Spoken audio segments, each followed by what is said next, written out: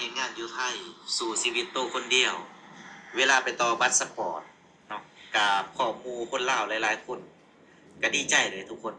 เนาะก็ดีใจว่าสิได้มีหมู่มีพรรคมีพวกเพราะว่าเฮาโตคนเดียวไงแต่บังเอิญเวลาไปต่อพาสปอร์ตอยู่ตามด่านชายแดนมันกับบ่มีคนลาวทุกคนบ่มีคนลาวเลยบ่หน่อยไปเดือนก่อนบ่มีคนลาวมีแต่คนไทย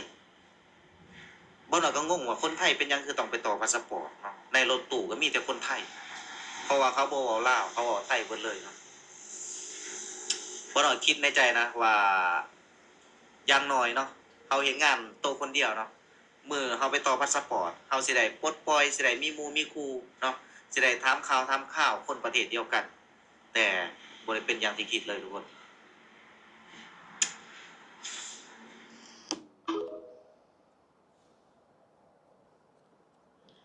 คลิปนี้สิออกมาเว้าเรื่องคนไปต่อบัตรอยู่สระแก้วเนาะทุกคนรถตู้รถยังนะรถตู้เนาะรถตู้รถทัวร์เนาะก็มีหลายๆคนเนาะเว้าไทยแต่ก็มีบางคนเนาะก็บ่มักเขาว่าเขาเว้าไทยบ่มักสำหรับข่อยเนาะข่อยถือว่าเป็นการดีเนาะเป็นการดีเพราะว่าเว้าได้หลายภาษาเป็นการดีอีกบางเทื่อเขาทำงานกับเฒ่าแก่เขาเนาะเฒ่าแก่เขากับเฒ่าแก่เขาคนไทยเนี่ยคนกรุงเทพเขาก็บ่ได้เว้าลาวกับลูกน้องเขาเลยเพราะฉะนั้นแหละเขาจึงหัดเว้าไทยให้มันคล่องแคล่วเนาะบางเทื่อเขาขายเป็นเด็กเสิร์ฟหรือแม่นอิหยังเวลาเว้ากับลูกค้าก็ต้องไทยมันต้องเป๊ะนะทุกคนสำหรับข่อยถือว่าบ่ได้มีอคติยินดีอีกที่เขาเว้าไทยเนาะแต่บางคนน่ะเขาเอาไทยใส่ก็ว่าเขานี่อันดัดจริตว่าเขาดัดจริตแต่ที่จริงแล้วตัวเองก็มาทำมาหากินอยู่ในประเทศไทยเนาะแล้วแต่เขาสิเว้าได้หลายภาษาอย่างนั้น10ภาษามันก็แล้วแต่เขาเนาะสำหรับข่อยแล้วแต่เขาเลยเพราะว่าเขาก็เว้าอยู่ในส่วนของเขาเนาะปากเขาใครเห็นหน้าข่อยเว้าโลดเว้าไทยใส่ข่อยโลดได้พอข่อยฟังเข้าใจถ้าเว้าภาษาอังกฤษใส่ข่อยนั่นข่อยขอร้องบ่ให้เว้าเพราะว่าข่อยบ่เป็นภาษาอังกฤษเนาะภาษาไทยเว้ามาโลดทุกคนเนาะเพราะว่าทุกมื้อข่อยก็อาศัยอยู่ในประเทศไทยเว้าไทยหลายกว่าเว้าลาวอีกบ่แม่นว่าลืมชาติเนาะบ่แม่นว่าลืมชาติคนที่เว้าได้หลายภาษาเขาคือคนเก่งบ่แม่นคนลืมชาติเนาะฝากไว้ทุกคนสำหรับคนใดที่แบบว่ามีอคติกับคนเว้าไทยว่าง่ายซะสวัสดีครับผมสวัสดีครับพ่อแม่พี่น้อง FC ไทยลาวเมื่อสุขคนเนาะนั่นก็คือคลิปยูทูบเบอร์หิวแสงโชว์ก้านดากเนาะพฤติกรรมตัวตนที่แท้จริงชอบบูลลี่คนอื่นเนาะชอบบูลลี่คนที่พูดภาษาไทยทั้งที่ตัวเองก็มาทำมาหากินอยู่ในประเทศไทยจนลืมตาอ้าปากจนมีคนรู้จักมากหน้าหลายตาจนมีช่อง YouTube มีผู้ติดตาม 200,000 Subscribeจนว่าฝึกฝนสมองตนเองให้ฉลาดแล้วก็ไปโกงคนอื่นเนาะก็มาหากินในประเทศไทยแต่ไม่ชอบคนที่พูดไทยเนาะไม่ชอบคนที่พูดภาษาไทยสำหรับว่าต้นเองนะใครที่พูดได้หลายภาษาเนี่ยโอ้คนเก่งมากทุกคนเนาะในโลกใบนี้ไม่รู้ว่ากี่ประเทศใช้กี่ภาษาถ้าคนไหนพูดได้หมดโอ้โหยิ่งดีเลยทุกคนไปทำงานประเทศไหนก็ไม่ลำบากเนาะเกาหลีญี่ปุ่นเนี่ยก่อนคุณจะได้ไปทำงานที่ประเทศเขาเนี่ยคุณต้องเรียนภาษาเขาก่อนนะเนาะถ้าคุณได้พูดได้เลยเนี่ยคือคุณได้เปรียบละคุณไม่ต้องเรียนภาษาคุณไม่ต้องเสียเงินเรียนภาษาแล้วก็เจ้านายก็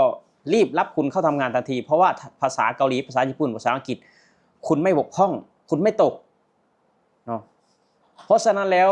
ภาษาอะไรก็ช่างถ้าคุณฟังแล้วมันเข้าใจเขาจะพูดมันก็สิทธิของเขาเนาะคุณไม่อยากฟังคุณก็หนี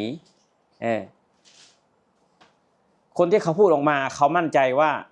คุณมาทำงานแล้วก็ทำมาหากินในประเทศไทยเพราะฉะนั้นแล้วเขาจึงพูดภาษาไทยให้คุณเนาะ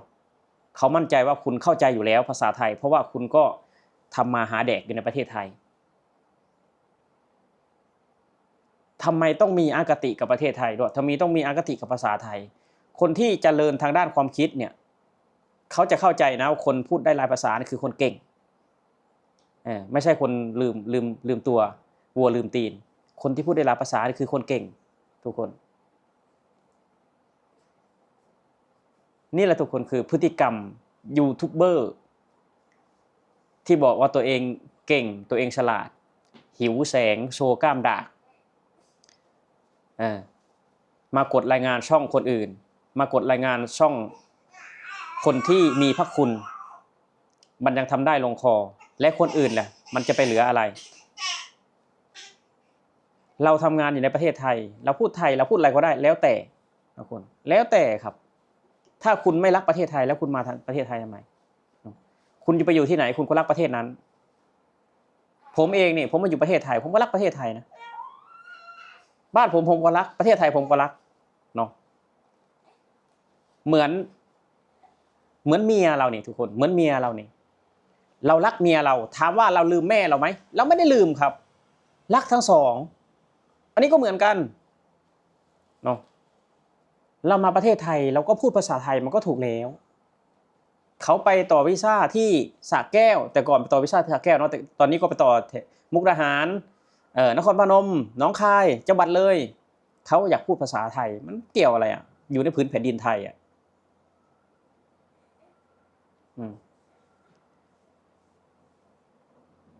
บอกว่าเขาไม่อยากคุยด้วย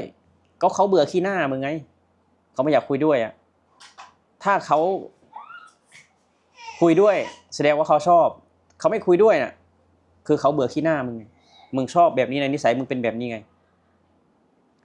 คือตอนนี้อยู่ในแอปดำทุกคนไปดูเลยคนด่ามันเยอะมาก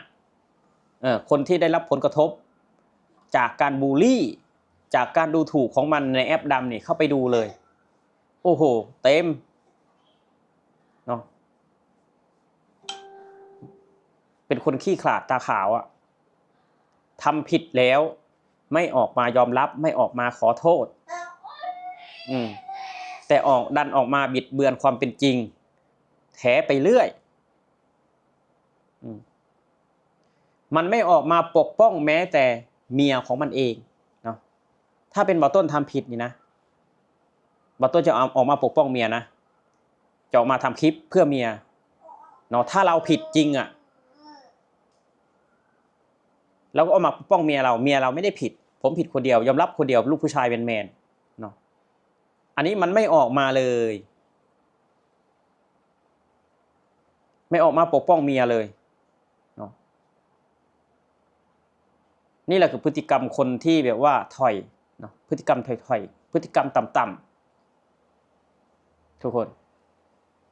ชอบบูลลี่คนอื่นชอบข่มเหงคนอื่นชอบดูถูกคนอื่นคนเรามันจะสูงจะต่ำมันไม่ได้อยู่ที่ความสามารถมันอยู่ที่ศีลธรรมมันอยู่ที่ศีลธรรมถ้าเราเป็นคนดีมีคนให้เกียรติมีคนนับหน้าถือตาอันนั้นแหละคือคนที่สูงเนาะถ้าคนที่ฉลาดแล้วบอกตัวเองว่าฉลาดแต่ไปโกงแม้กระทั่งคนที่มีพระคุณเนี่ยแสดงว่าคนนั้นอ่ะต่ำสุดๆเนาะต่ำสุดๆเขาไม่วัดกันที่การฉลาดการประสบผลสำเร็จเขาไม่ได้วัดกันที่มีผู้ติดตามเยอะมีความสามารถดีเขาวัดกันที่คนข้างๆให้การยอมรับเหมือนบาโบโซลาเซลล์ใช่ไหมล่ะเขาประสบผลสำเร็จไหมประสบผลสำเร็จนะบาโบโซลาเซลล์นี่เนาะแต่ว่า YouTube หิวแสงเนี่ยมีผู้ติดตาม 200,000 ได้ว่าประสบผลสำเร็จไหมอีกนานเนาะอีกนานเพราะนิสัยของมึงแบบนี้โอเคครับผมสำหรับคลิปนี้น้องบอลต้นก็จะออกมาแสดงความคิดความเห็นแต่เพียงเท่านี้สวัสดีครับผม